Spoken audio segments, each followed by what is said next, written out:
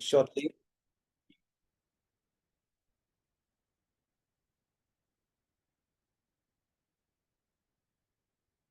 Let's please express our welcome in the chat.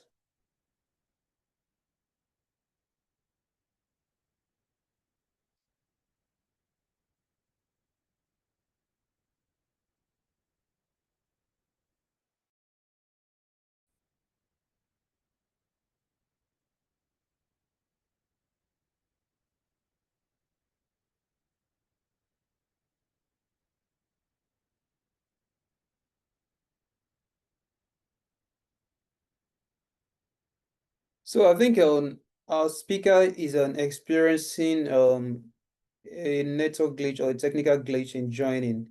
But please, there's an exercise in patience, few minutes. We're working on that to ensure that he comes on board.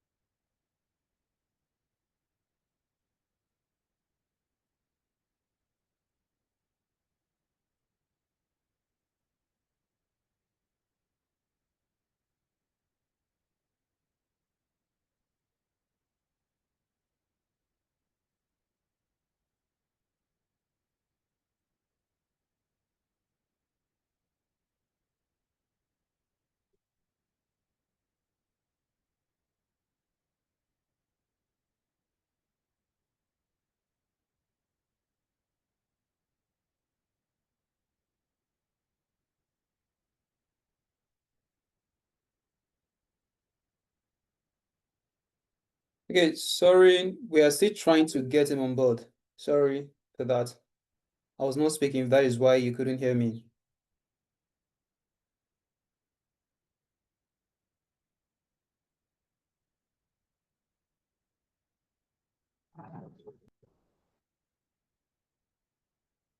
So maybe why we wait for Dr. Igbalajobi to join us, we'll still continue with the sharing. So if there is any other person, apart from those that share their experience so far, if you want to share what you have learned in the past days, please, this is going to be the right time to do that. Why we wait for the speaker to join us soon. You can indicate by raise of hand and then we can try to unmute you so that you can speak up.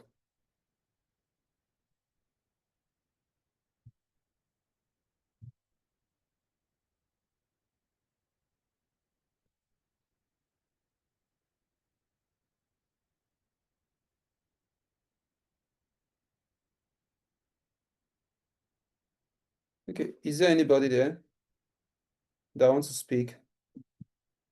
I think, okay. Oluwadunsin Peter, okay. Okay, Victor, please, if you want to speak, you can unmute your mic. Right. Good evening, all. Yeah, good evening. My name is Victor, from Nigeria, Anambra State, precisely. I've not been stable on the meeting due to academic stress, and then I've not had enough leisure to be on the meeting. But sincerely speaking, from experience and then what I've encountered from others, I'll say that I've also I've grabbed a little from the teaching so far. And I would say that leadership has to do with mental capacity and then decision making. Because for the past how many days I've not been able to be online, but today I made a decision and I was able to come online. Although I had lectures and others, I was able to stick to my decision, and here I am. I would say that if one has the mental capacity, the mental competence, and then the ability to make right decisions, he is qualified to be a leader. There's leader without decision making. There is no leadership, where there is no traits for decision making. If a person can make the right decisions, or let's say make decisions at all, he's not qualified to be a leader. Thank you. Very much, Victor. If a person can't make decisions and he's not qualified to be a leader, I think that is wonderful. Is there any other person that wants to share? You can indicate by a raise of hand, and then we'll find you.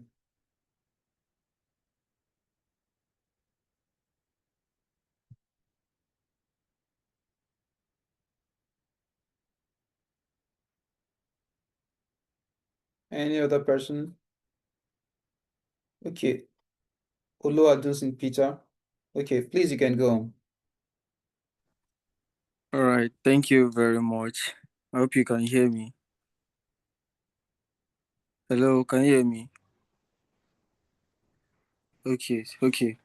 Yes, My we can name hear you. is yes, I am Adeyemi Oluwadusin Peter from Nigeria, and I'm currently a serving corps member in Oyo State, Nigeria.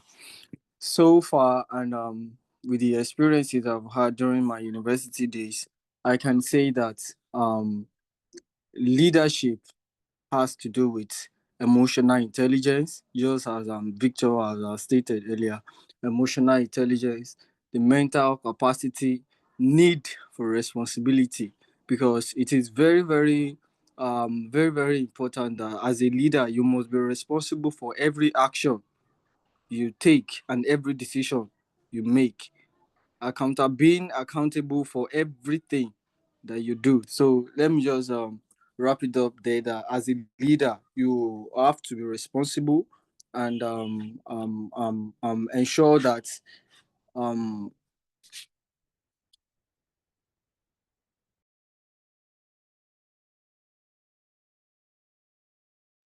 Sorry, we lost you. Maybe that was a network issue. Okay, let's see if there is any other person, maybe one more person that wants to share, then we proceed. One more person.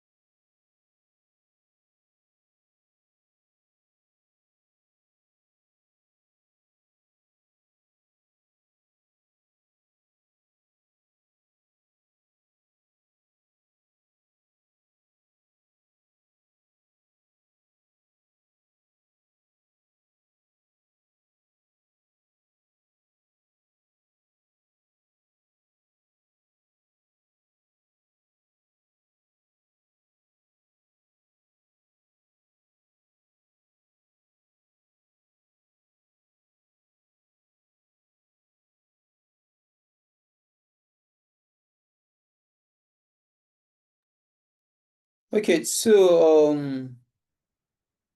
our speaker is still experiencing um a challenge, and he asked that, and we give him some time before he's going to join. So probably he's going to be joining us in the next 10 or 15 minutes thereabout. So we're going to be continuing with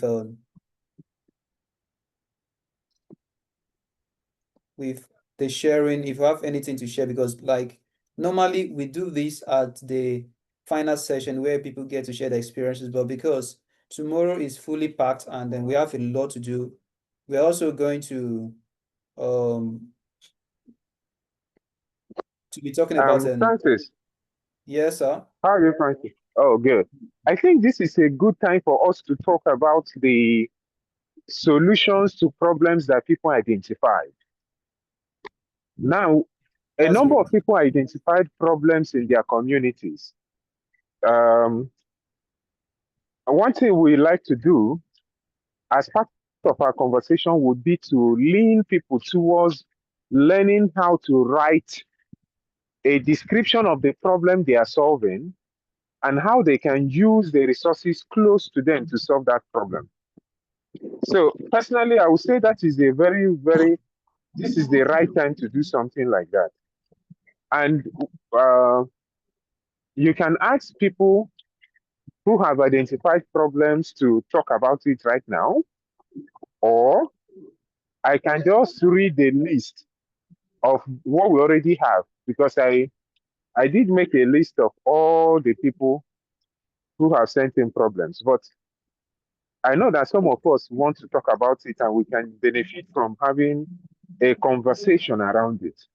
So I want to invite you to urge people to tell us the problems they've identified in their community and how, and we can ask the group, more like a workshopping of problems.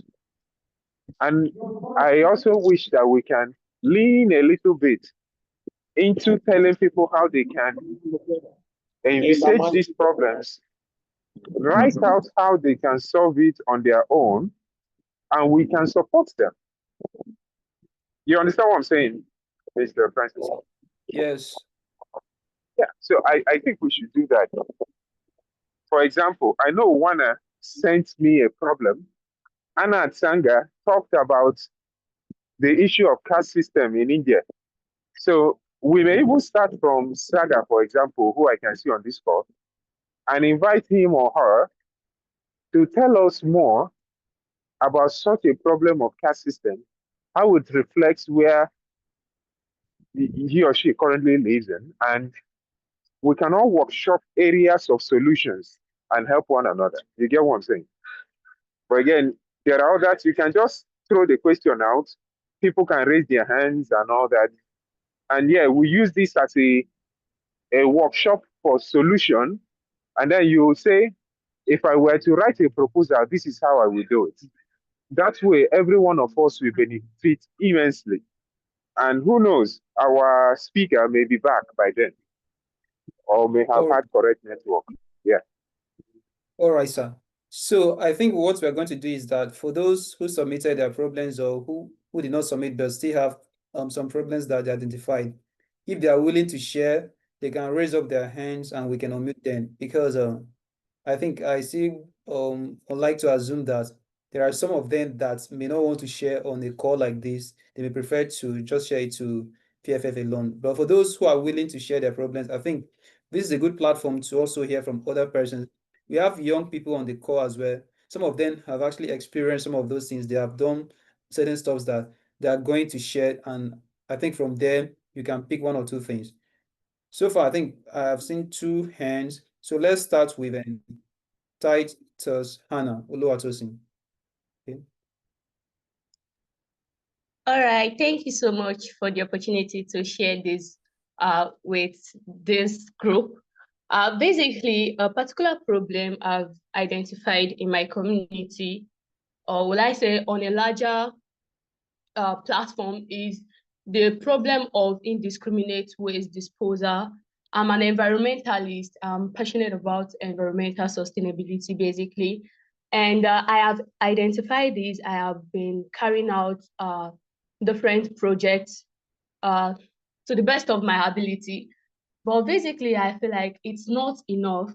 I also need to work with local government authorities, probably the state government, because the issue of environmental issue is a thing of behavioral, is a thing that requires behavioral approach, whereby we need to approach the behaviors and the emotions of people to let them see why this thing is very important. And though I've been making these I've been making efforts to curb it, leading projects, but I still feel it's not going to be enough.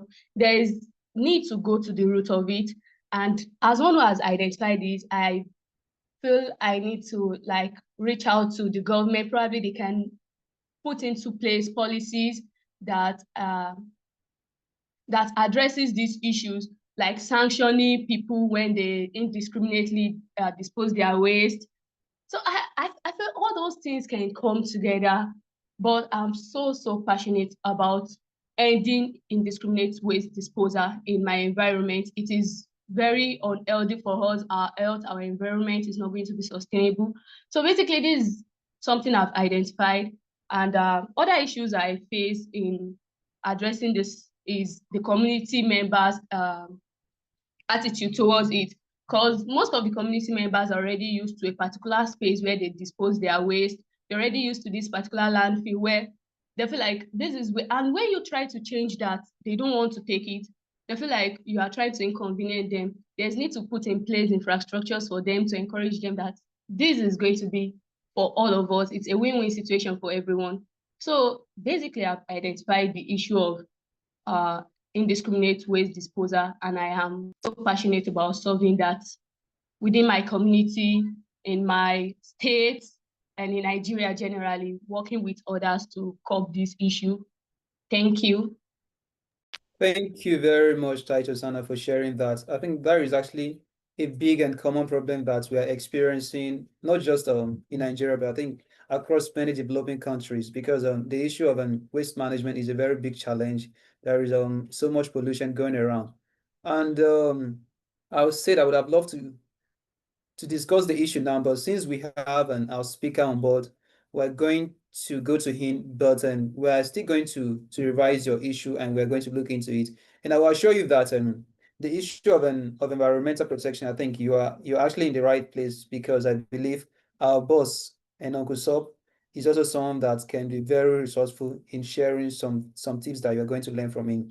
And for the other persons that have raised their hands too, we're going to get back to you. Even if it's not going to be today, we're going to have a robust conversation around those problems that you have identified, and we'll try to raise some solutions to them.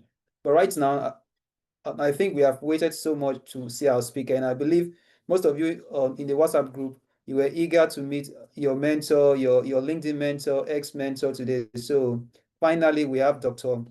Olumuyiwa Igbalajobi here with us. And I've already read his profile, so I wouldn't be going back on that. So at the moment, I'm going to kindly invite our speaker, Dr. Olumuyiwa Igbalajobi. Please let's welcome him with applause in the chat. Yeah, because I believe when you were welcoming him, he was not here, so he couldn't read all those chat, yeah, all those welcomes. So please let's show some kind of appreciation to Doc. All right, Doc, Thank you so welcome. much. Yeah, thank you so much, brother. And I sincerely apologize. I was just running from, coming from Edmonton yesterday, and I got an email, and I thought it was going to be tomorrow. And the last couple of months, weeks had been quite heavy for me because I lost one of the most credible person in my life, which is my dad. And every time I still kind of process it. And yesterday when I was coming from Edmonton, I had a call from home, and they displayed on my car's daddy, and it got me really triggered. I was like, was that my dad still alive? And so I sincerely apologize for coming a bit late, and thank you so much, Uncle Sob, for that call. And I'm happy to be here today and to talk about my journey, how I had built Scholarships Cafe. And I do believe that there are evidences here in terms of the people that I've mentored, and they are fortunate to also be part of today's event. Over the last couple of years, myself, I came from Nigeria, and I've been away from Nigeria for over 12 years. And one thing that really matters to me, especially, is the passion to develop young people, a passion to be a social innovator. When I started Scholarships Cafe, our goal is to build streams of leaders that, in the next 5, in the next 10 years would be more than available to lead, that change that, would lead to transformative leadership in our whole own country. And I do believe that that would definitely come, and we're working towards that to ensure that that becomes a reality. So good morning, good afternoon, afternoon, wherever you're joining us from today. It's 10:42 a.m. in Calgary, Canada. My name is Dr. Olumuyiwa Igbalajobi, and I'm honored to be here today as your keynote speaker. And for me, I'm not just going to talk about how you want to get scholarships today, or how you need to draft your code email, or how do you need to draft your CV, or how you need to write your SOP, because I'm sure so many of you are aware on how to do that through different platforms that we have shared on Scholarships Cafe. But today I will be talking about my leadership journey.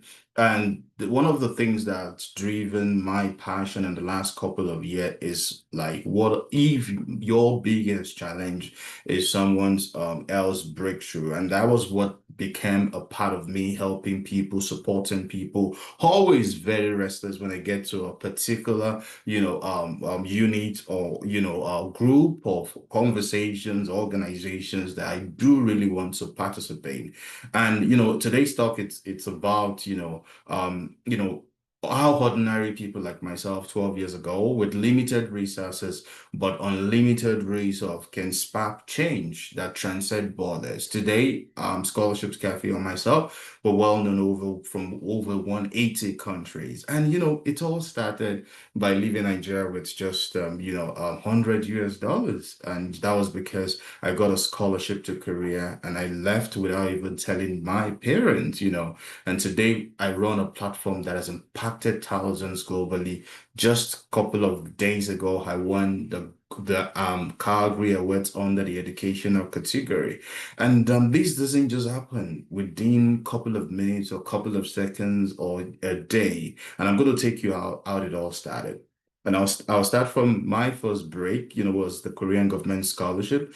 When I received the Korean government scholarship, everyone around me thought about, this is not real. How can you get a scholarship that provides you with funds, that provides you with flight ticket, that provides you with, settlement allowance, that even provides you with kind of flight back to your own country? But I so much believe in that bigger picture of I want to achieve so much big things that is so scary. And so when my parents were divided, my dad of blessed memory would say, if you get on the plane for the first time, your mentality will change. And and I took that as a lesson because he had his PhD in the University of Oregon before I was born. My mother, on the other hand, was divided. So I took my destiny into my hands because I possibly knew then that there were so many shoulders. There were so many people that rested on my shoulders. And like some of you here today that you've got to know about what we do at Scholarships Cafe.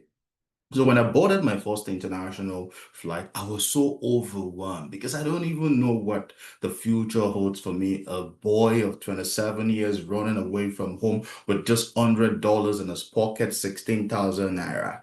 And then when I got to Korea, things changed. I had to learn a new language. I was frustrated in the path of this leadership. I was like, hey, how can I even learn this language that I know nothing about? I want to give up. I want to go back to my own country. But if I go back to my own country, my mother would say, yes, I told you not to leave. But because I was so determined, I knew what I wanted for myself. I knew there were so many things that would happen if I gave up. I know that there are people that had invested so much in trusting me to take that leap step of faith. I adapted. I embraced that discomfort. I studied hard. I walked, through getting multiple nights to study myself, like get a book about, that translated Korean to English, and I learned to thrive in a completely foreign environment. And guess what? At a point, I was working, even despite I had a scholarship, I was working in they call it tape, like DHL. We had to load trucks overnight just to make a few amends so that when I resumed for my scholarship in Germany. And so that scholarship wasn't just an opportunity for me, it was an education engraved in adaptability and courage that was building me up for that leadership position. And guess what?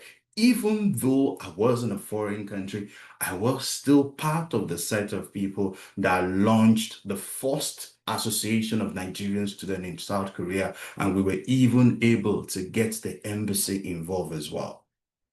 So it wasn't as if the journey was very, very, very easy. Like the leadership journey, it's not that easy, it's not that smooth.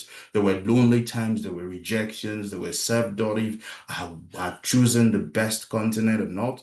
There were deep sense of isolation, especially. I can't even go out in the first 3 months of my scholarship because it was a terrain that was different from home. But every challenge out then craft something new in me in terms of discipline, in terms of mentorship, in terms of community. Immediately I got to Korea, I started mentoring African students. I started mentoring my own friends. Hey, there is a scholarship here. I started getting them to know about the guidelines. I started helping them to review their SOP. That wasn't a leadership with a title. It was a leadership rooted in service, in community. And these had started even when I was serving in Ibadan, Nigeria, when I led several COP members to have a campaign against women trafficking and child labor as the general secretary of my CDS group. So I knew what I wanted. I knew at every places I get to, I cannot be quiet. And fast forward to after my master's in Korea, I got 5 fully funded PhD scholarship. I didn't get that on a platform of platter of gold. I got that after writing over 200 professors. So you might be here today and you think, oh, all I needed to get scholarship is to send an application. All I needed to get scholarship is about research. But those leadership I've crafted over the years, even as the general secretary of my NYC group, even as the general secretary of the Association of Nigerian Students in Korea, played a role. I had several rejections in those journey, but the fact that I knew that I needed to have access to accurate and practical information, that was when I thought about when I got to Canada, like, what can I do better as a leader, as an African leader, to support my community? And that was what brought about Scholarships Cafe, in 2020 when I came to Canada. And I think in 2021 and 2022, I was, in attendance for a person program of this organization as well, when we discuss about how we can support each other as Africans and leverage the opportunities we have. And when we talk about Scholarships Cafe that everybody is celebrating today, Scholarships Cafe started, born from a grant from my own personal savings of over $40,000. There was no funding from the government. There was no team at all. It was just myself. It was the vision, it was the purpose, and the relentless commitment to seeing every other person out there being successful. And today, when I see over 70,000 sign up from over 168 countries on using Scholarships Cafe, it became more motivational for me. It became more inspirational for me to see this set of people, to see these institutions we're supporting, to have helped over 200,000 students securing scholarship. All because I had bootstrapped all along, all because I didn't look at the challenge of being a lonely person in the entrepreneurship space. So leadership isn't about starting big. It's about starting right now in your community, in your space. What can you do differently that do matter? And so when I see students coming to UBC this year, out of 4 to 5 students coming to the MasterCard Foundation, we have 5 from Scholarships Cafe, 3 going to McGill as well, several of the students resuming in the US. It has because I've thought about 12 years ago, Muyiwa, if you had given up, there are several people that depends on you to succeed. And so in my journey as a leader, I've learned 5 lessons. Number 1, start with what you have. Your scarcity can bat your innovation. You don't have to be successful to create something good. Service unlock skill. Build something that solves a real problem. Understand the dimension, the ecosystem that you are. Let it be about service. Let it be about solving people's problem. Visibility is not vanity. Learn to tell your story because it will help other people to believe in their story. Maybe someone is about to give up on the scholarship journey or the entrepreneurship journey, but you putting out your story out there, how you failed multiple times, can help them them to kind of be re-energized. And when I tell people going through the rejection phase, like myself, I've been through rejections. I'm still going through rejection as a leader. You are not immune to rejection. If I tell you how many emails I sent as my postdoc at UBC, how many emails I sent as well for my PhD program, you will be amazed. And yet I show up every day to ensure people get access to information and be successful. And when I see those testimonials coming, like this morning, I got a testimonial from someone who got the SI scholarship through Scholarships Cafe. I'm quite amazed. And when I see people who use YouTube videos to get scholarship, even those times that I have to record those videos were not convenient for me, I still get blessed because I have invested in myself and I understand what it takes, to be a successful leader. Number 4, sustain yourself through purpose. Burnout comes especially when your why is weak. It is so easy to give up, to say, I want to shut down Scholarships Cafe today. But I look at generation that depends on that platform to be successful. I look at unborn generation that depends on that accessibility.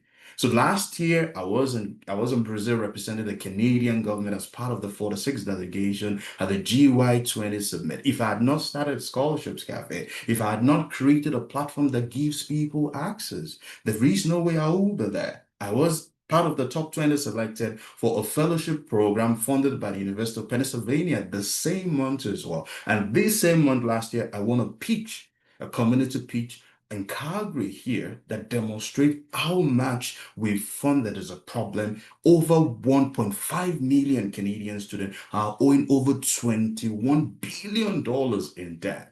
And people like you, people like myself, we don't even hold loans because we have the right access to the information. And the final lesson is basically, let rejection shape in you. Every no for me was a direction to be a better person. In fact, I'd had several rejections when I was applying for postdoc. I've had several rejections when I was applying for PhD. I've applied to even, Google startup programs that I get rejected. But again, I get accepted in other places because you cannot afford to be ashamed of yourself. So leadership is not always about leading others. Sometimes it's about leading yourself out of fear. Try again and again.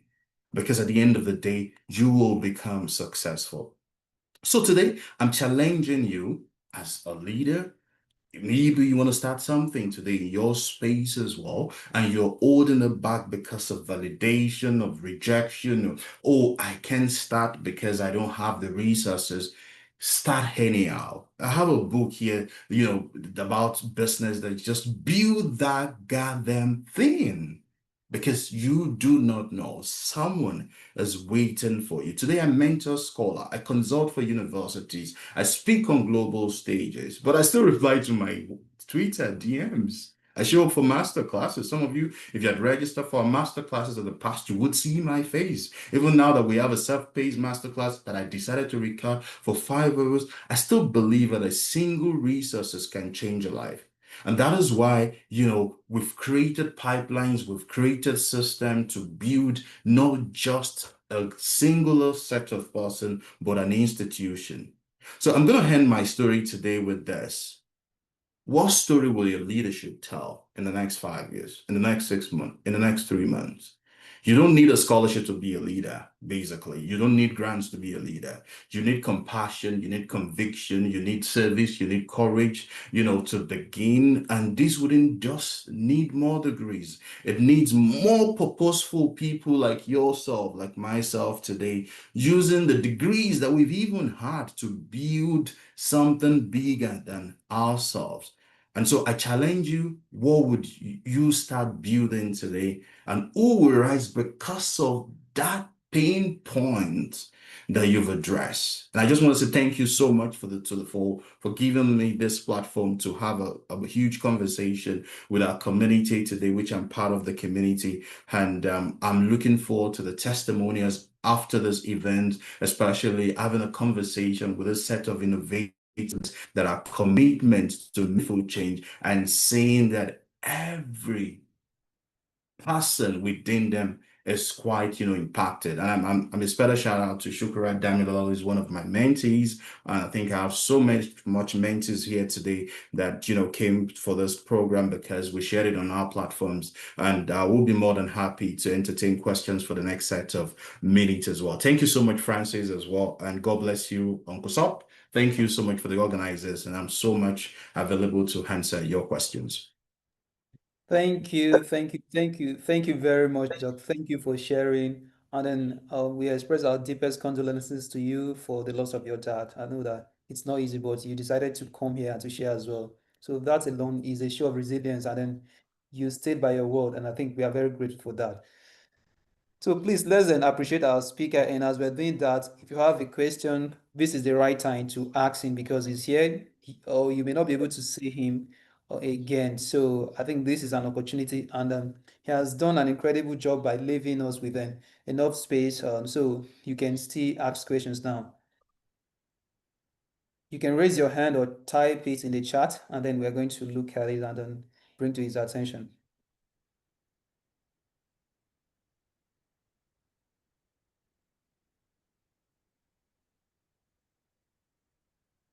Because I remember most of you and on the group, when we shared, okay, I can see Titus, Hannah. Okay, please, you can go on.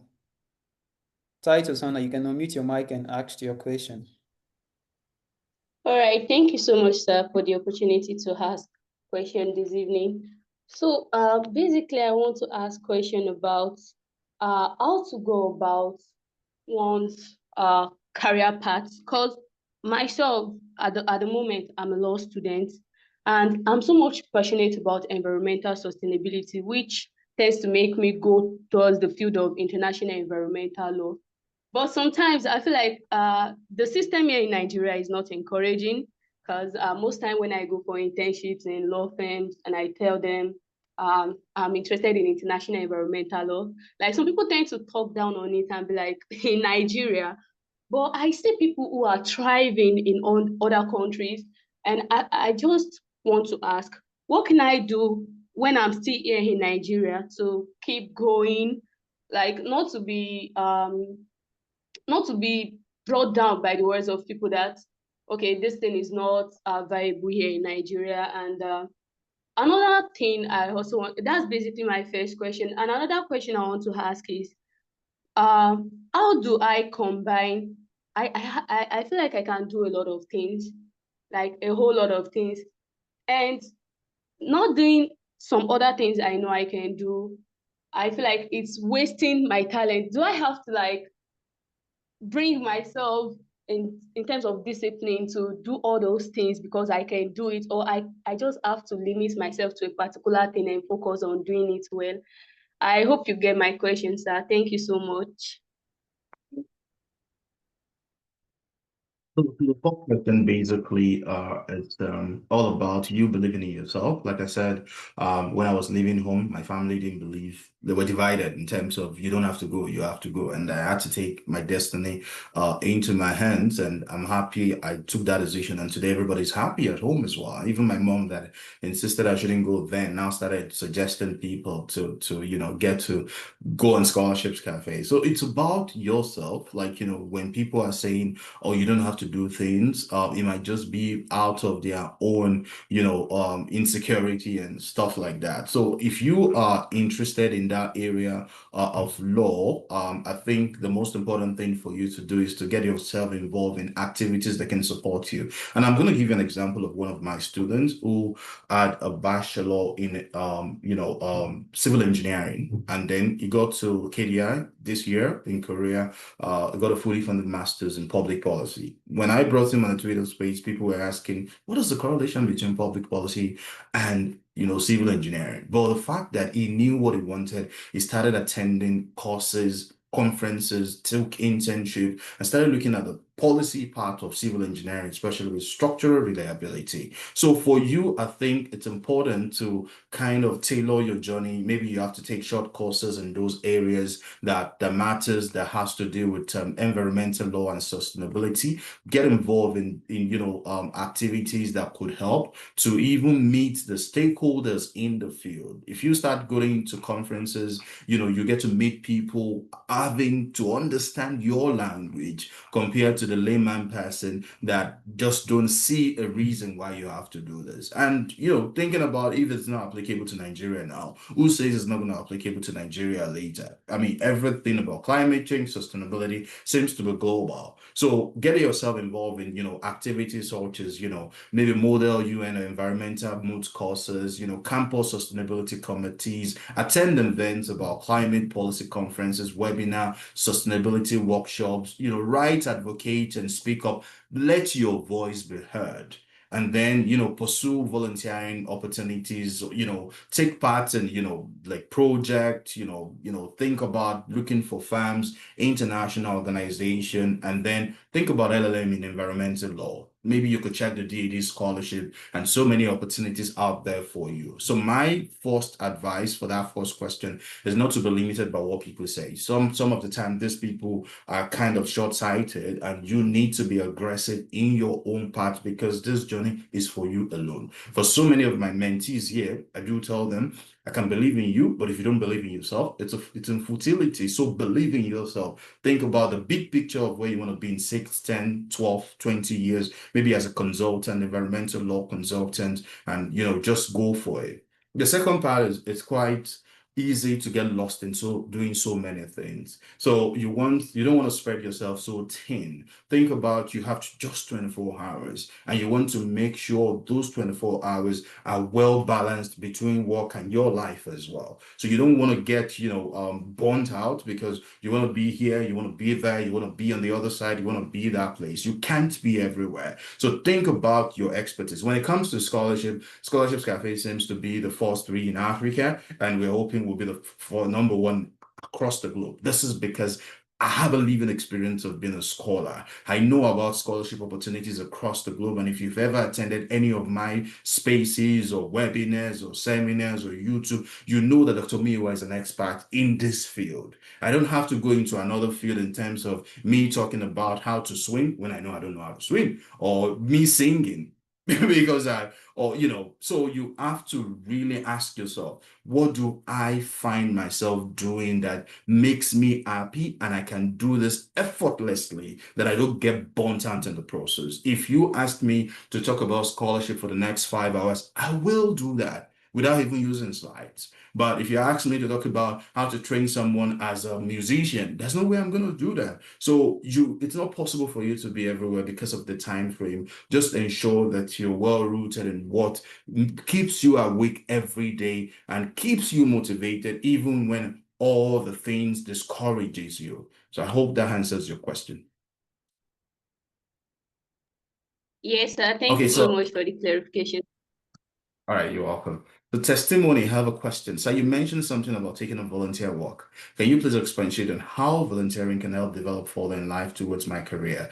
I'll also like to know the advantages of volunteering. So in professional setting, in academic setting, volunteering, leadership, service, they are quite very important. And this is something I do tell my students, like you need to get your hands dirty in terms of serving other people. In this climate of the world, in terms of developed countries, you see a young chap of 14 years at volunteer in several places, and when they're applying to Ivy Leagues, it takes a role. So let's take, for instance, in academia, you're applying for scholarships. The essence of volunteering can help you because there are 3 pieces which you need to address in your application document. Number 1 is your research. Number 2 is your maybe teaching experience. Number 3 is your leadership or service, which falls under volunteering. So you've been able to demonstrate that that you've taken part in volunteering, demonstrate your commitment to supporting other people, demonstrate your commitment to community development, demonstrate your commitment to transformative leadership as well.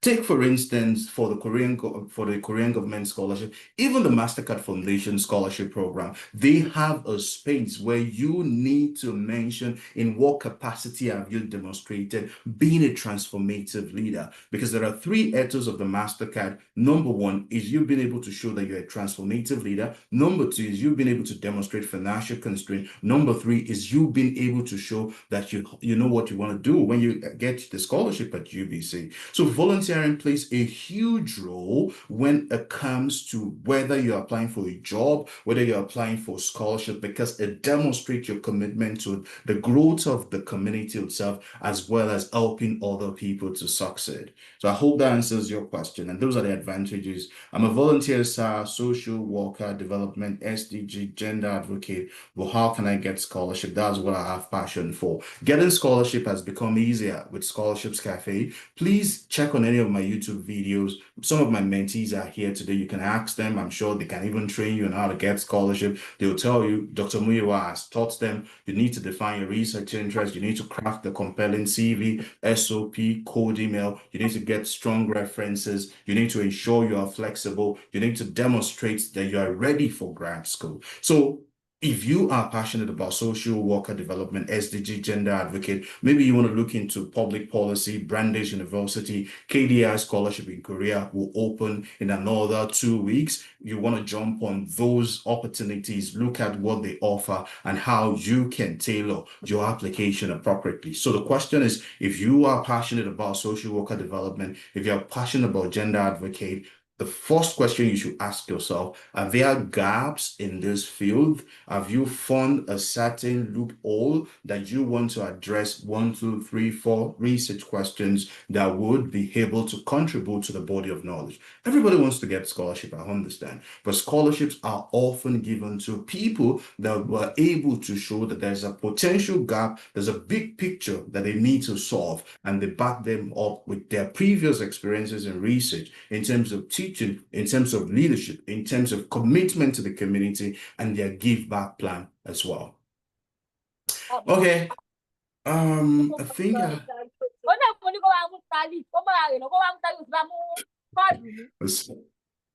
there's a question from Unwana. Oh my, who is that disturbing us? There's a question from Unwana. Sir, I'm a parliamentarian concerning children well-being and educational requirement. How can I get a scholarship to improve children well-being and development in the area of education? I think you should look into the area of childhood education. My late dad had a background in special education, so I would say please look into the area of childhood education in different universities across the globe. Check the eligibility criteria and as well as apply accordingly. I think about a year ago we had a student in our scholarship masterclass who won a fully funded PhD in childhood education in the US. Every country is particular about childhood education, the connection to tech as well, how you can do more like storytelling. I had a student recently where we were talking about how to use storytelling to teach mathematics. So I do believe you could check different institutions to see if they offer your major, connect with the right professors, and this would be something worthy for you to do. Gilbro, the question is, how do one handle rejection and keep pushing again and again? Can you share your story again? Key strategy you stick to? How did you overcome being discouraged? I get rejections every day. I can't afford to give up. I can't afford to, just be self-pitying myself. So the strategy that helps you, especially to get to move on, is the fact that I'd mentioned it earlier, to say, rejection is a redirection. Not all the doors that are open are meant to be open. Not all the doors that are shut are meant to be shut. So maybe because you've been rejected, it doesn't mean you have to go through that phase. You might need a redirection. Let's take, for instance, the Donald Trump US funding issue. I remember telling so many of my students to be flexible. And one story I love to share was a student of mine who had applied to the US and also saw the Brazilian government scholarship on our platform. She applied to the Brazilian government scholarship, multiple applications in the US. I even paid for one of the application fee. But guess what? She got rejected, and and then she decided to go to Brazil because she got the Brazilian government scholarship. So I would say that be flexible. When you get rejected, take a step back, relax, think about your documents, review your documents appropriately. Maybe send it to your mentors to take an example. Maybe you need to take a certain test. Maybe you don't have to focus on the US alone. I didn't start from the US. I started from Korea, went to Germany, came to Canada, became a citizen in Canada last year. So you don't have to follow the same route everybody's following. You need to understand maybe there are gaps. Maybe you have a research gap that you intend to focus on. Emotions don't win scholarships. Scholarships are won based on you being able to demonstrate that you have the right expertise, you know what you intend to do, as well as how to go about the process. So I would say don't be rejected. Don't reject yourself. Don't be rejected in the place of because you feel you're not qualified. Rejections are meant to come. We are not immune to rejections. You need to create that sense of awareness within yourself, like, okay, if this is not going to work, I'm going to put in more effort, I'm going to review my documents, I'm going to target other scholarship, and I'm going to spread my wings. I've seen students that won scholarship to Thailand, one scholarship to China, one scholarship to Sweden, one scholarship to Singapore. So I do believe that you just need to demonstrate that resilience. And I've applied to several programs. I get rejections. I still got one a couple of days ago. When it comes, I just ensure that I just relax, take a look at what I've done before, and maybe because, think about scholarship. Over, let's say for the one at UBC, Mastercard and McGill, over 10,000 people applied for that, and they selected 4 to 5. Some of the time, you can't even do anything about it because maybe their preference is often for more Black women in the program, and you satisfied every quota. But because the preference is based on that part, biases can come in. There are situations you can't even explain. And I've seen people who had applied for the Mastercard Foundation 3 times before they got it. So fix your gaze on the end goal. Fix your gaze on what you want to achieve. Fix your gaze on the fact that you will be successful, in the nearest time, and it's not going to take time. And let me tell you, it might be slow, but it's coming really big, and you just need a single yes, and your story changes forever. Isaiah, thank you, sir. I'm not yet satisfied. You can book a consultation with Scholarships Cafe if you're not yet satisfied. I'm not sure this is a masterclass for scholarship, but if I explain to you that if you want to get scholarship in the area of childhood education, go to institutional pages. That is why we have Google. We have different platforms. You need to be intentional. You need to go out there yourself to see for yourself. And we have a self-paced masterclass, which is for 5 hours. You can check my Twitter page on the pinned post. It's there. It's impact lessons, how to get scholarships across the globe, how to write a CV, SOP, and so many things like that could help you. All right, Gabriel, I wish you all the best as well. How can I make my scholarship application more compelling? Given my background as a sociologist, passionate about public health, and my goal is to become an educator, public health advocate, and make a meaningful impact in the field, while also navigating the challenge of limited financial resources, which restrict my access to one-on-one guidance despite my effort to prepare my SOP and craft cold emails on my own. There are several scholars out there that offer free mentorship. Unfortunately, one of them today received a threat because she wasn't replying our message. We should all understand that everybody's busy, especially if you're in the international space. Even if you're in Nigeria or Ghana or Zimbabwe or Kenya, we are all busy. So if you want to use a platform that offers consulting like Scholarships Cafe, these are team of people that went through the process themselves, and they can give you solid feedback. And we do organize free events as well. You could talk to me on our Twitter space. You can talk to me on our YouTube live. These are opportunities. And I'm going to give you a story of someone like you who a couple of years ago had a 3.11 over 5, and he realized that GPA was low.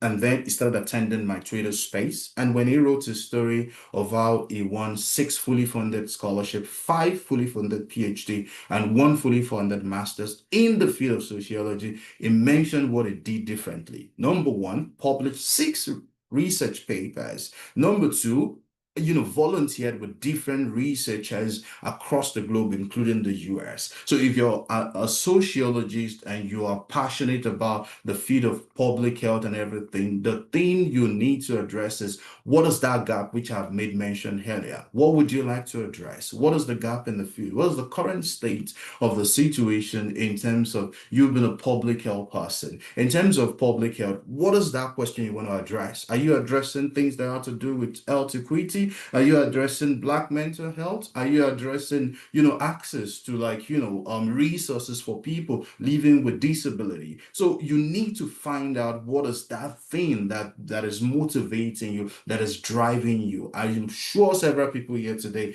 they want to get scholarship because they want to japa. That is valid. But if you focus so much on that as your driver, you won't get a scholarship. But if your approach to getting scholarship is because you want to be part of a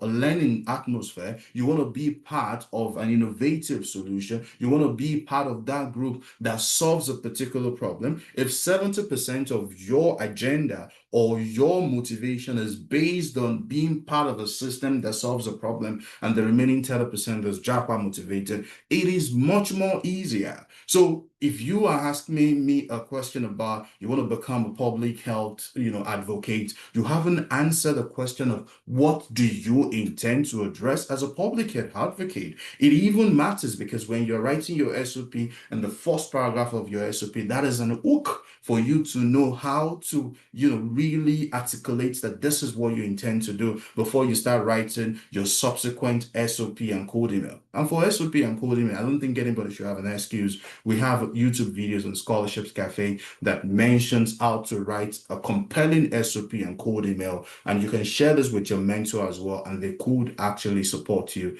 with feedback on how to go about it. So I got an offer from John Hopkins this year, but little funding. I've since started a local master's with intention of reapplying the next cycle and exploring other options. That is good. You don't have to focus so much on John Hopkins. There are other schools out there. So if you're focusing on Ivy Leagues and top institutions, you know that the competition will be fierce. You know that you probably need to write the GRE and score pretty good. You know that you probably need to have 5 to 10 publications. So what I do tell my students is understand your limitations, understand your strong point, understand your weak point, so that you don't just apply for scholarships by faith. I'm not saying it's not okay to be religious, but I'm saying that faith without work is also dead. So you need to go back to the drawing board. You got little funding, which is a good thing. You can even highlight the funding you got in your CV and even indicate decline. Did you find professors before you even apply? So maybe before the next application cycle,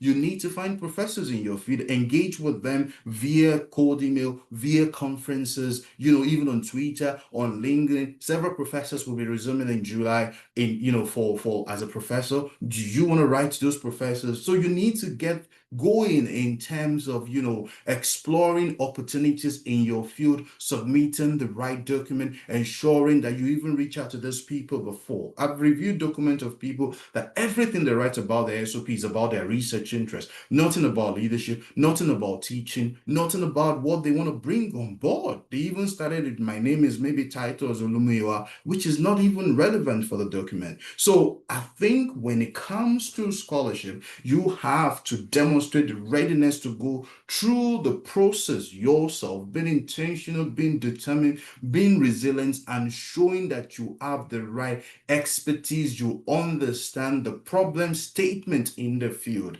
and you are able to show that you've acquired several experiences over the past. Take short courses on Udemy, Coursera, some of them comes with financial aid. Get to talk to people, get to attend events, stay out of your comfort zone, get out, get to talk to, seniors in your field that are even, secured scholarships before you. Maybe they can even make an introduction to a professor that is recruiting students. So there is no one-way strategies to getting scholarships. For my students, I do tell them all the time, you cannot afford to be quiet on Twitter, on LinkedIn. You want to begin to engage who is in your field, the stakeholders, get yourself involved in networking, publish papers, contribute to development of all this. Even if it's you taking a pro bono teaching job in an high school in your home state, go ahead and do that to acquire your teaching experience.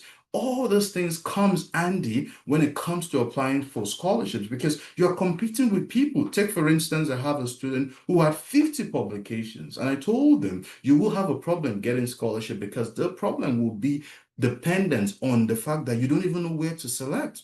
And definitely, when he met a professor for the first time, the professor told him, your profile is quite robust and you will have a problem in selecting schools. So now you don't have a publication, you don't have GRE, you don't have research experience, and you're applying for scholarship and you want to compete with that person. I mean, let's be sincere. If you are even on the selection committee, you would definitely select the person over you. So before you apply for the next application cycle, my question to you is this. Will you give yourself the scholarship if you happen to be on the selection committee based on the profile you have right now? Okay, I think those are all the questions we have for this session. So if you have additional questions, I'll be more than happy to still provide answers related to questions related about entrepreneurship, related to leadership and social innovation. I'm still here and I could still be here for the next 30 minutes as well. And then if you are shy to come up, you can always send us a DM and also, connect with me on Twitter. You can tag me on Twitter, on LinkedIn. We're more than happy to support you.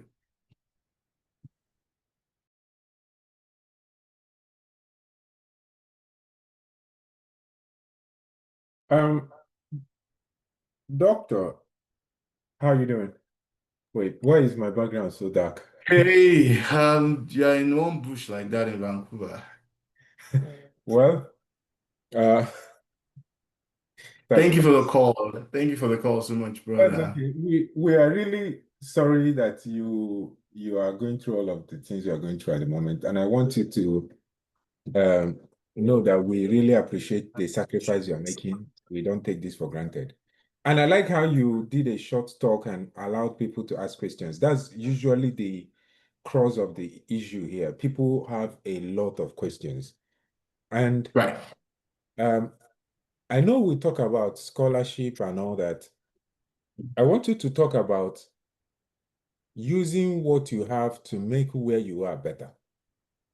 So just a little background. 2 days ago, we did an experiment where we told people to go around, take a walk around your neighborhood, find out what is a problem, and tell us how to solve them.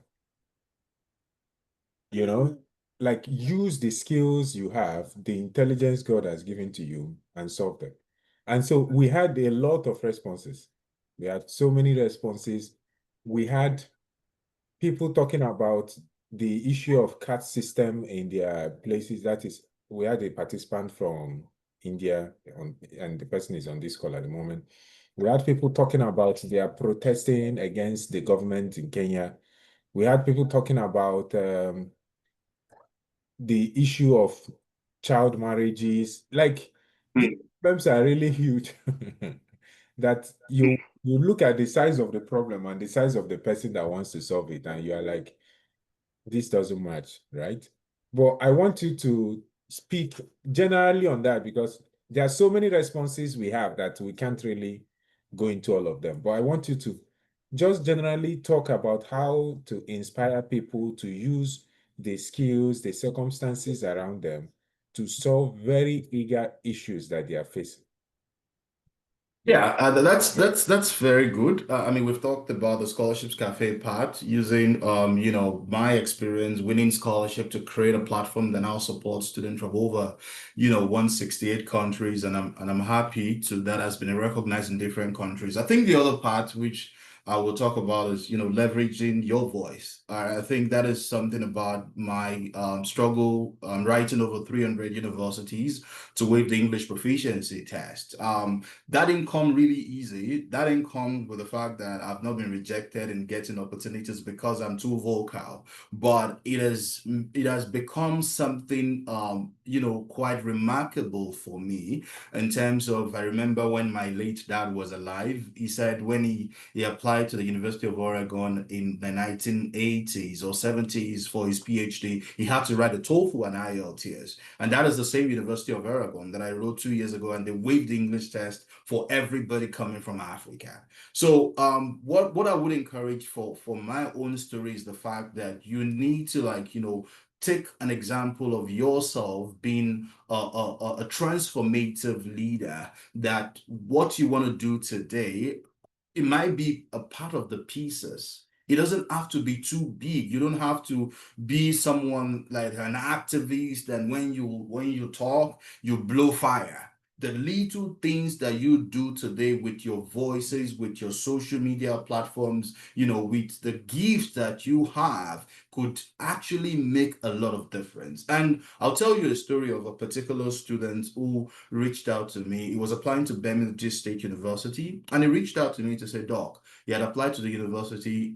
His application was declined because he had submitted, an IELTS score of 6.5. I was really mad. Like, hey, why should you even submit that? Like, how can I fight for you when you are not even able to score 7.0 in writing? And I took it upon myself, wrote the university because I understood the language. Like, we are both in Canada, you craft under DEI and, accessibility. And the institution eventually in the US, they waived the test for him. So you need to understand that, you can make a difference from a small place. In terms of, when I was talking with titles, Hannah, she mentioned she's very skilled in several places. And I said, okay, you need to find a niche that that you are quite, skilled, that it's an area of strength, and that you can really focus on that. And that has been my story, from scholarship to,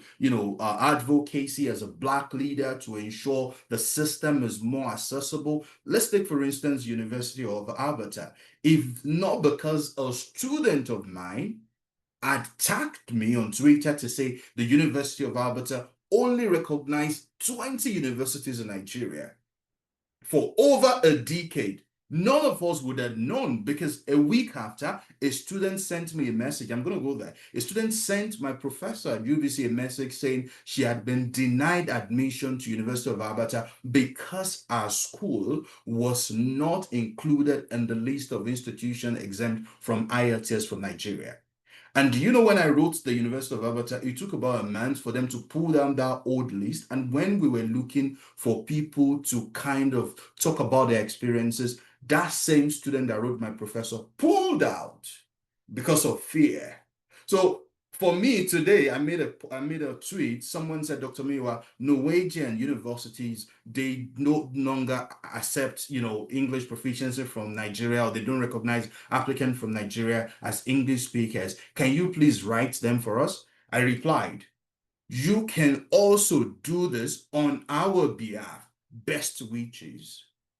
Because not that Dr. Miwa is the only person that can put his career on the line, not that it is only me that it's always suited to lead that kind of, mission.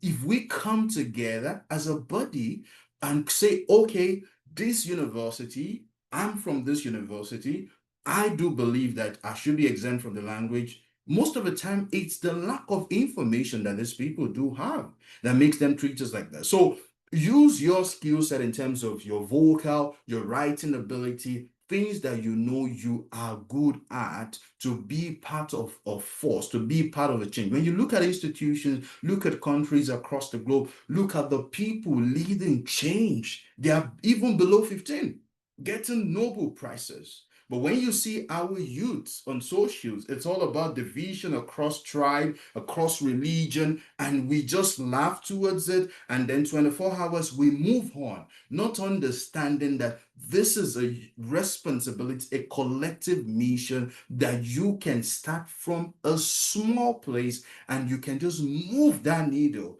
and it makes a significant difference, just like I've done in the last couple of years. Right now, if you ask me if I'm going to write several university again, I'm telling you, I'm super, super tired. Because maybe so many of these institutions have seen me as a bad boy or as someone that is so vocal. And then the question is, when I get to interviews, and remember getting to a professorial interview at the University of Calgary, the professor I didn't include anything about Twitter or my advocacy, and the professor was like, "Oh, Dr. Olumuyiwa Igbalajobi, I'm currently on your Twitter page, and I really want to say thank you for everything you do in the community." And I was like, "Oh my God." Yeah, I'm not saying that was because that was the reason why I didn't get that job, but you must ensure that you do things that would help to move the needle and could lead to transformational leadership. There will be challenges on the way, there will be obstacles, but when you begin to see this as a collective mission and responsibility, we will keep fighting on to ensure that our voices are heard, and this would help a lot of things to shift in our system as well. Yes, I like how you mentioned, there are a few things you mentioned that I want to take you up on. And I'm asking you these questions because we already have people that have gone on to do this assignment. So we have a list of them. We have so many of our participants sending us queries from different parts of the world. And Nigeria bothers me a lot because we come from Nigeria. And every time online, as you mentioned, this newfound tribalism that they used to drive traffic online has become a really, really, really problematic something. And even here, somebody mentioned, how do I effect change in a community that does not want me? And I pose questions in many of them, listing these kind of things. And so I spoke to that. What I said to that is that you are an agent of change because of the kind of person you are, and not because of the community you find yourself in. You are the agent of change. And you must also understand that people who hate you for things you cannot change about yourself are also victims. They don't know much. Exactly. Suffering from problems that if you solve it for them, they will be more aware. But I want to pack you to the problem of niche, which is, how do I identify the things that I am very good at? That's the very major thing I even want you to address before we go into other, because this is a very local problem. But let's talk about niche, because the problems are many, to be honest. We are Africans, we have a lot of problems. Then let me be, of course, let's be sincere. If you are not an African here, you're also from a developing country, so you understand what we're saying. Because many of the answers you give it in response to Scholarship Cafe, which is a problem you are solving in our community. Yeah. People who are coming in from developing countries all over the world. How did you arrive at that niche? Are there things that you fail along the way to come up to that point? How do I arrive at it? Yeah. But for me, it was more like, like I said, Scholarships Cafe started, unconsciously like 12 years ago when I got to Korea.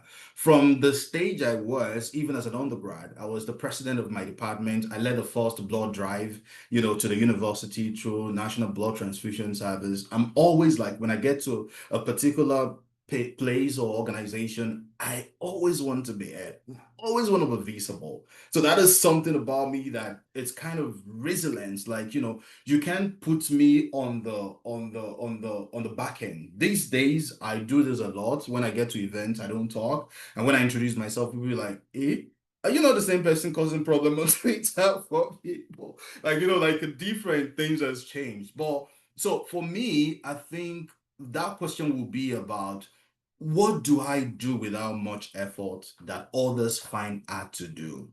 What do people always come for me for? What do I feel most influenced in terms of energized, focused, and fully involved? When I was asked the question for Anna, it was more like, you can't be everywhere. So when I came in 2020, I realized I had time because of COVID. And let me begin to put out scholarship. Let's see how this would work. I was always restless. I can compile a list of 50 scholarships. Then there was no Twitter Blue. I was declined several times on Twitter Blue. I would have this list of 100 scholarships on Twitter, 160 limit, 140 characters. I'll pull those things there. It was something I do out of, no one is forcing me. So if Scholarships Cafe had existed for 4 years as a company now, and we're still building, it is because These are things that when I wake up makes me fulfilled, happy. And when I go onto LinkedIn and I see scholarships and I don't get to have it on Scholarships Cafe, I feel like my day is not yet made. So it should be something that you know that keeps you going. It's something that you know that you do without so much effort. It's something that, what do I feel people will always come for me for? Maybe you are good in grants writing. Maybe you are good in terms of, UI, UX. Maybe you're good in terms of maybe leadership talk. Maybe you're good in terms of organizing kids for like Bible scholars or Bible clubs or things like that. And you do that effortlessly. These are ways where you can really identify like, okay, I think this is a niche for me to go into. I mean, I was into research for over 16 years of my life, but I realized at that point, like I can no longer be boxed to a corner. I need to be out there because people need to know me. Like when you talk about getting awards at the city of Calgary, I was the only Black person on that award. And when I saw a friend of mine who came and I was like, where are the Black people? My friend was like, the Black people will not be here because no one knows about these awards. Nobody's going to nominate them. So it makes a lot of, and you imagine having 130 nominees that went through a jury that I'm not even sure there's a Black person on the jury, and they were able to see the digital footprints and the achievement of what we've done at Scholarships Cafe. And today, if you look at our impression, over 96 million impressions on Twitter yearly, over 6 million impressions on LinkedIn, it is because every day we wake up and post scholarships, advise students. We don't even care if people are using it or not. And when people come back with a testimonial, you'll be like, someone came to the testimonial today. Oh, Dr. Olumuyiwa, I want the SI scholarship. And you know what? I need about so amount for me to book the flight. I was like, okay, reach out to your friends and families. Because if not because you needed that amount, you won't come back to me.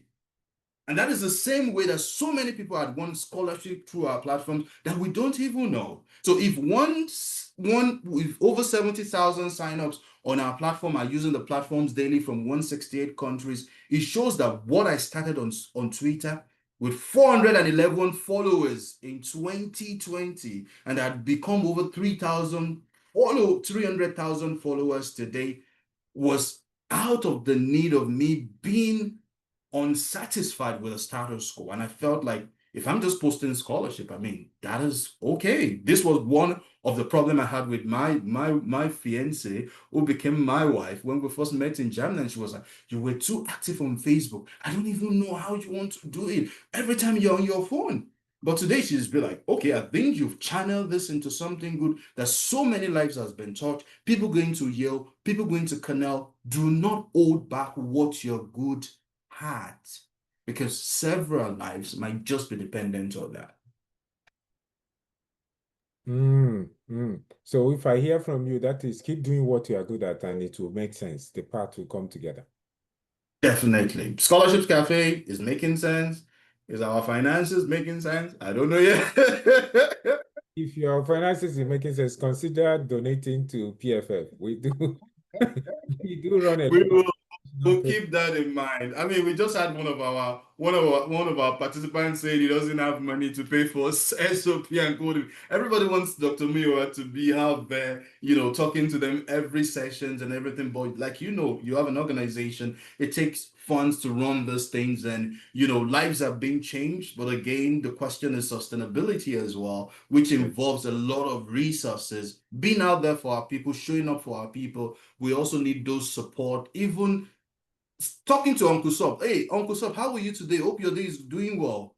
I hardly get 2 of them in a year from over 300,000 followers. And well, that is also the reason for part of this conversation, because it's like we deputized everybody to be solving a problem where they are, so that the solution is democratized. Because need is great. And Dr. Olumuyiwa, I will say this to you, and you already know this. The reason why people come to you is because you are the only person they feel they can come to. Oh, well, I'm not the only person. They feel like Dr. Olumuyiwa is more accessible. Yes. That's the Dr. Olumuyiwa's Twitter DM is always open. There are several people in the space that would not even open their DM. They know Dr. Olumuyiwa is the only person that is handling his DM. I mean, I remember having a conversation with one of the best students in Unilag recently, and I would be like, congratulations, I was more than happy to support you. You won't believe it, like 48 hours after, the guy wrote me to say, oh, doctor, I'm sorry, there's someone handling my account. You know, that was the person that replied. And I was like, okay. It makes a lot of sense. So I totally understand, like, you know, everybody sometimes feels like Scholarships Cafe is like a non-for-profit as well, especially with what we do in terms of, you know, passport fee, in terms of mentorship, in terms of being there for other people. But I'm just saying that, you know, we also need your support in terms of just looking after us as well. It's not too hard. Don't be that person that wants to use and dump us. Like, it's only when you need your flight fee, you need your service fee, that you come back to us to say, okay, I know this person exists and it's the right person for me to go to meet. Right, right.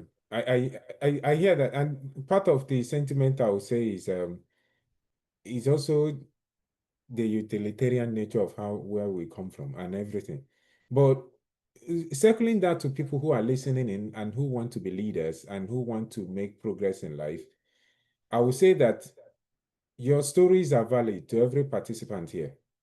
I see that we are slowly settling into the period of rounding up, and Bisola will come and make the announcements. But I want to say that your stories are valid. And if you are somebody that needs help, realize that it's good to always say thank you. It's good to always check back. And it's good to make yourself a vehicle and pillar for others to rely on and benefit from. And so, Dr. Olumuyiwa, what you are doing is really, really appreciated. And I appreciate you. If nobody else has appreciated you, you can make it number 3 now. I'm the third person appreciating you this year. You know, for the good work you do. It's incredible work. I know that for sure. And many of us benefit from this because of the impact of what you are doing. Part of our training in PFF, we talk about good men being people who plant trees that their shadow they will never benefit from. And that kind of leadership is missing, especially in Africa. The people that are planting the tree want it to grow up tomorrow so they can enjoy. They don't have a plan for tomorrow. They don't have a plan for the future of the children. And you are a good person that has decided that you will have a plan for tomorrow and for other people. And I will say to everybody that is on this call, you now have the responsibility to make something of yourself.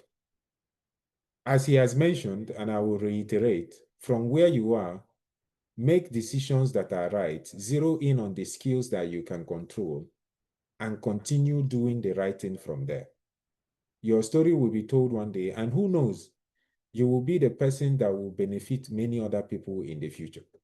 And so, on that note, I don't know if Bisola wants to pop in immediately, but I want to give the last word to Dr. Olumuyiwa. Do you have time for any last question, like final question? And I see your baby, cute young man. Is there any Yeah, other? we could still have questions if they have. I mean, for those interested in global opportunities, those questions will never end. And so we do have ebooks and Q&A as well, which we have launched recently. So and it's quite really, really affordable. So anybody can check it. But again, you can also reach out to me on Twitter. We'll be more than happy to support you. So this conversation has been really great. It's been quite hands-on as well in terms of our story. We're not just telling you, bamboozling you about you have to do this, you have to do that. We're talking about our story. We're talking about being a meaningful leader. And I do believe, like, you're not you don't have to limit yourself. Think about the big picture, what you want to solve, even in terms of career, even in terms of academia. If you do not think about that big picture, if you do not have a solution in place, if you do not have a kind of a problem statement, it might be so difficult to go through those processes. And being less desperate about JAPA would also help you a lot, because this is something I mean, we've had this conversation in Vancouver as well.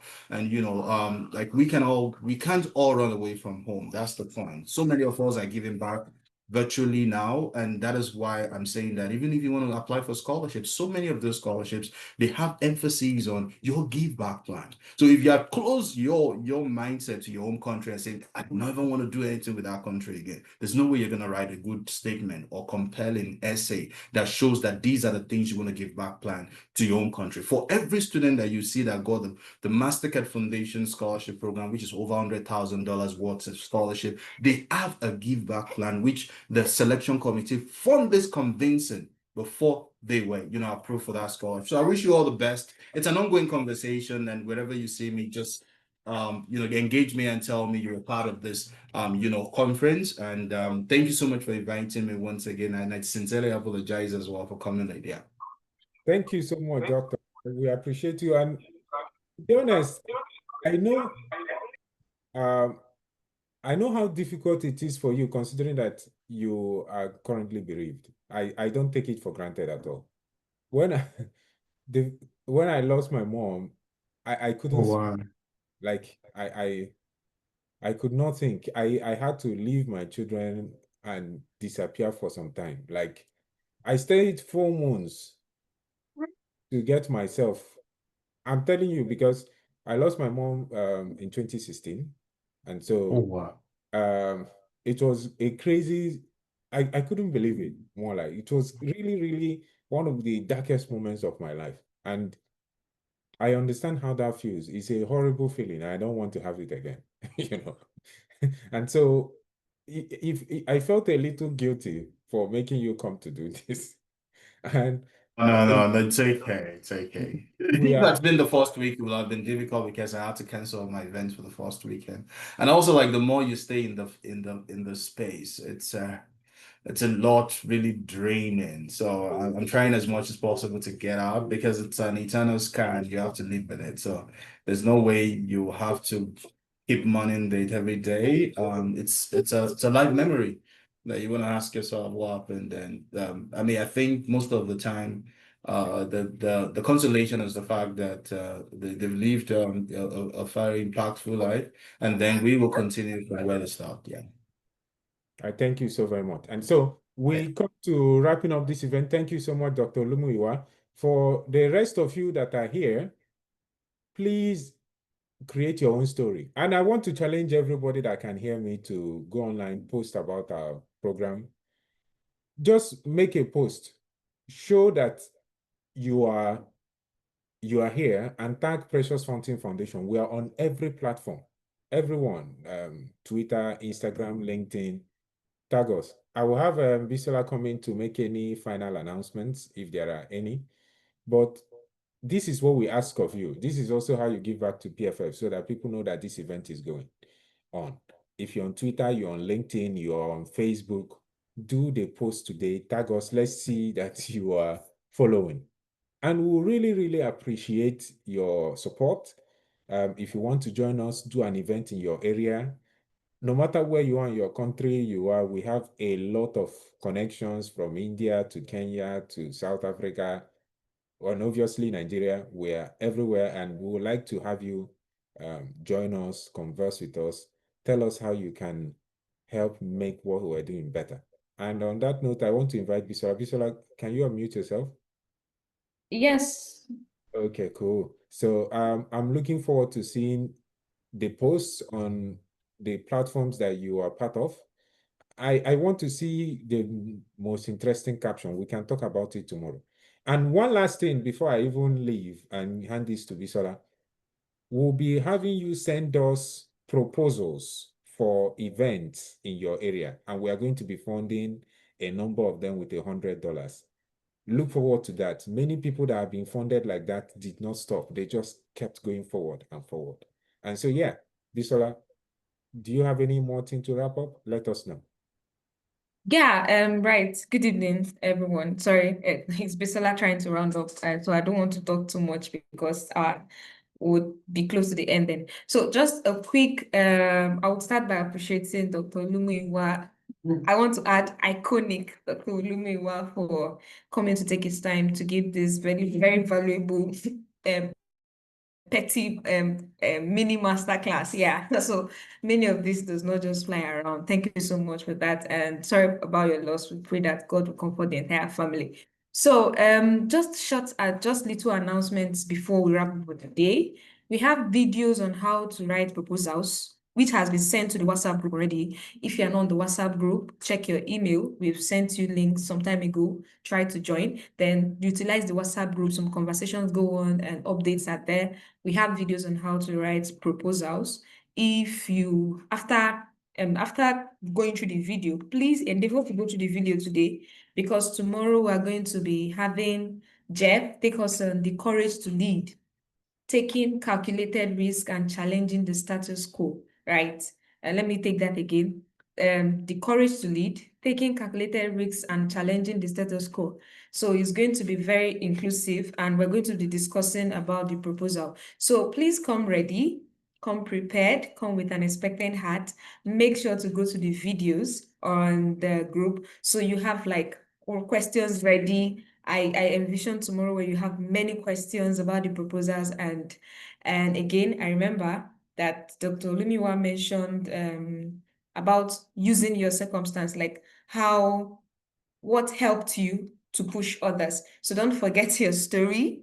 Make do with what life is with right now.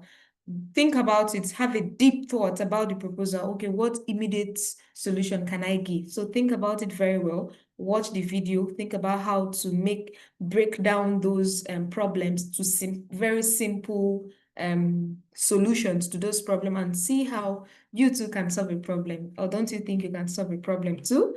Right.